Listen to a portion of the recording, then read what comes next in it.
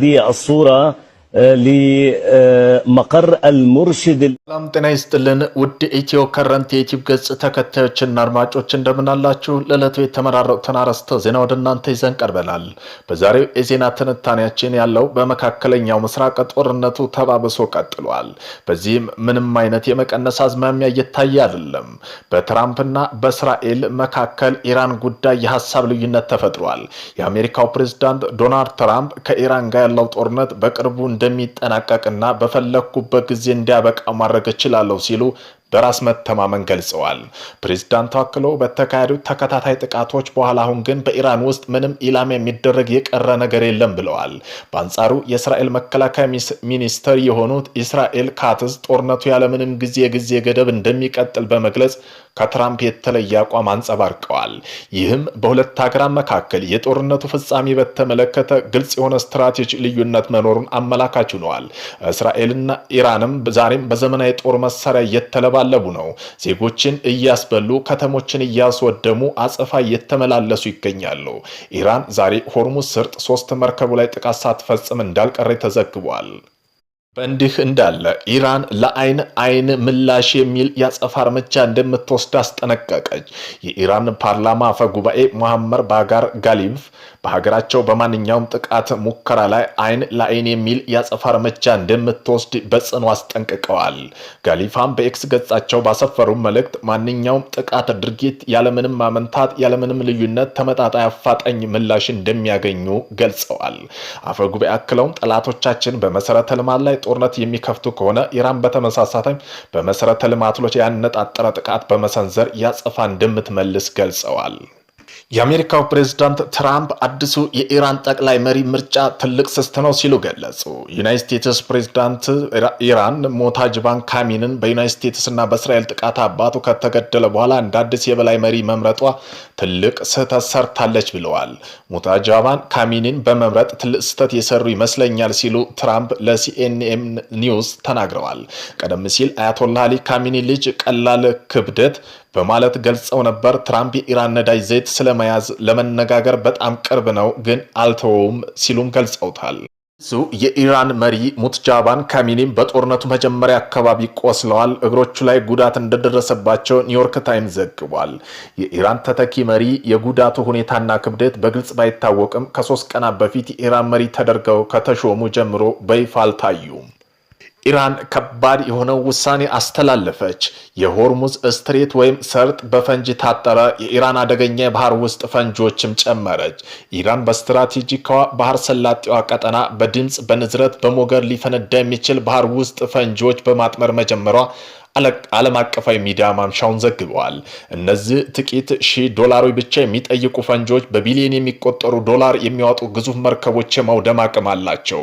ፈንጂዎቹ ከባህር ወለል በታች በሰንሰለት የሚታሰሩ የሚንሳፈፉ በአሸዋ ስር የሚደበቁ ሲሆኑ ትላልቅ መርከቦች የሚያልፉበት ወቅትም የሚፈጥረው ከፍተኛ የሞገድ ንዝረት በመለካት የሚፈነዱ መሆናቸው ተመላክተዋል። ይህ ድርጊት በባህር ሰላጤ የሚደረግ ዓለም አቀፍ የንግድ እንቅስቃሴ ላይ ከፍተኛ ስጋት ደቅኗል። በአሜሪካ እና ኢራን ጦርነት የቆሰሉ የአሜሪካ ወታደራዊ ቁጥር 150 ደረሰ። ባለፉት ጥቂት 10 ቀናት ውስጥ በአሜሪካና በኢራን መካከል በተቀሰቀሰው ግጭት የቆሰሉ የአሜሪካ ወታደራዊ ቁጥር 150 መድረሱን የተለያዩ የመገናኛ ብዙሃን ምንጮች ዘግበዋል። የአሜሪካ መከላከያ ሚኒስቴር ፔንታጎን በበኩሉ ባወጣው መግለጫ እስካሁን 140 ወታደሮች መቁሰላቸውን አረጋግጧል። ከዚህ በፊት 8 ወታደሮች በኢራን ጥቃት እንደሞቱና ሌሎች 8 ወታደሮች በጽኑ መቁሰላቸው ተጠቁሞ ነበር። የመጀመሪያው ላይ ይፋ ከተደረጉ ቁጥር አሁን የተመዘገበው ወታደሮች ቁስል ከፍተኛ መሆኑን ተገልጿል። የትራምፕ አስተዳደር እስራኤል በኢራን ነዳጅ ማከማቻ ተቋማት ላይ የምታደርገውን ጥቃት እንደምታቆም መጠየቁ ተሰምቷል። ጦርነቱ በሁለት ሀገራት መካከል ውጥረት እያባባሰ እንደሚገኝ ዘገባዎች አመለክታሉ። የተባበሩት አረብ ኤምሬት ትልቁ የነዳጅ ማጣሪያን በድሮን ጥቃት ስራ ቆመ። የተባበሩት አረብ ኤምሬት የሚገኘውና በቀን 922,000 በርሜል የነዳጅ ማጣራት አቅም ያለው የሩዋይስ ግዙፍ የነዳጅ ማጣሪያ ፋብሪካ በደረሰበት ድሮን ጥቃት ሳቢያ ስራ ማቆሙ ተገለጸ።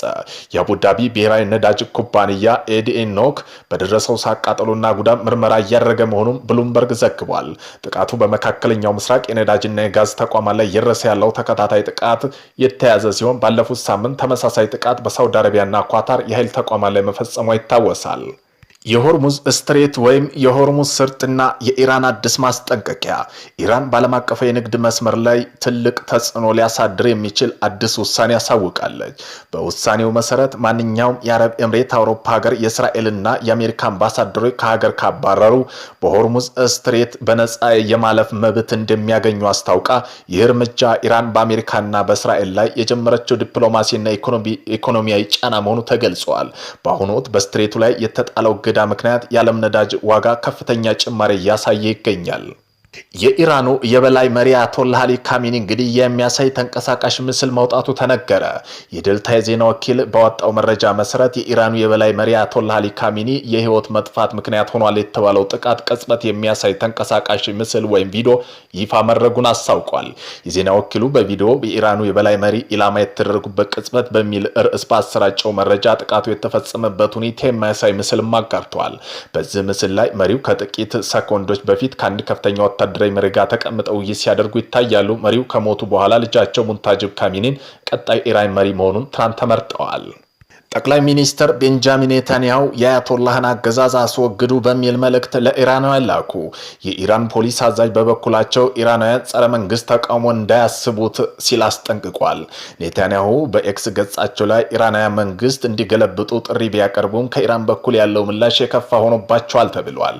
የኢራን መንግስት ለመገርሰስ በህይወት ዘመን አንድ ጊዜ የሚገኝ እድል የሚል መልእክት አስተላልፈዋል። ጠቅላይ ሚኒስትሩ ቤንጃሚን ኔታንያሁ በተቃራኒው ቴህራን ህዝቡ በአንድ ቆሞ ሀገሩ ታደግና የአሜሪካንም የእስራኤል ጥቃት እንዲመክት ጥሪ ማቅረብ ላይ ናት።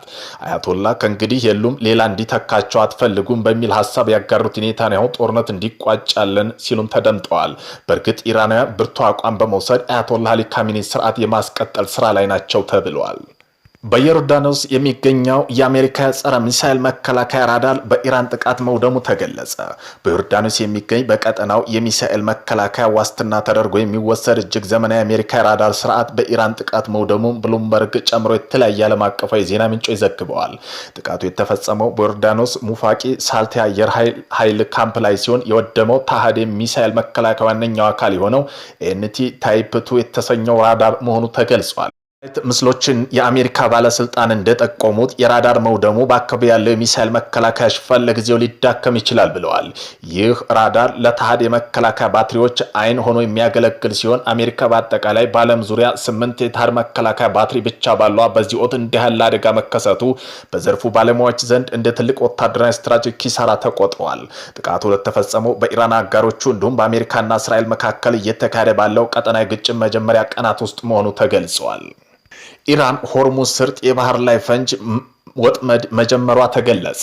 ኢራን በዓለም አቀፍ የነዳጅ ንግድ መስመር ውስጥ ወሳኝ በሆነው ሆርሙዝ ስርጥ ላይ ባህር ፈንጂ ወጥመድ መጀመሯ ተዘግቧል። የእርምጃው በቀጠና እየተፋፈመ ከመጣ ወታደራዊ ግጭት ተያይዞ የዓለም ኢኮኖሚ የጸጥታ ሁኔታ ስጋት ላይ ጥሎታል። እንደ ሲኤንኤን ዘገባ ኢራን ባለፉት ቀናት በ10 የሚቆጠሩ ባህር ላይ ፈንጂዎች በመርከብ መተላለፊያ መስመሮች ላይ ጠምዳለች። ምንም እንኳ አሁን ላይ የተጠመዱ ፈንጂዎች ቁጥር አነስተኛ ቢሆኑም ኢራን በመቶ የሚቆጠሩ ተጨማሪ ፈንጂዎች በአጭር ጊዜ ውስጥ የመጥመድ አቅም አላት ተብሏል። የኢራን አብዮታዊ ዘብ በምህጻረ ቃል IRGC 2 እና 3 ፈንጂ በአንድ ጊዜ መጫን የሚችል ትናንሽና ፈጣን ጀልባዎች ለዚህ ተግባር እያሰማራ መሆኑን ለአሜሪካ የስለላ ተቋማት ገልጸዋል። ቀጠናው በአሁኑ ወቅት እጅግ አደገኛ በመሆኑ የሞት ሸለቆ በሚል ስያሜ እየተሰጠው ይገኛል። ኢራን ከፈንጂዎቹ በተጨማሪ ፈንጂ የተሞሉ አጥፍቶ ጠፊ ጀልባዎች የባህር ዳርቻ ሚሳኤል በማሰማራት መስመሩን ለማገድ እየሞከረች ነው።